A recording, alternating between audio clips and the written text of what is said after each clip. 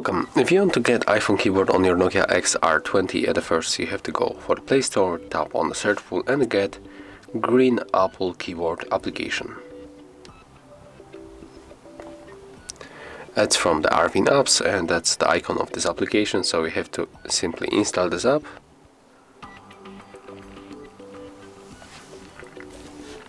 Right now let's open, click to enable in the settings, tap on the switcher, click OK another time, then tap to switch input method, switch to English United States keyboard and tap finish. Right now let's go back and take a look. As you can see, our theme has changed and it looks very close to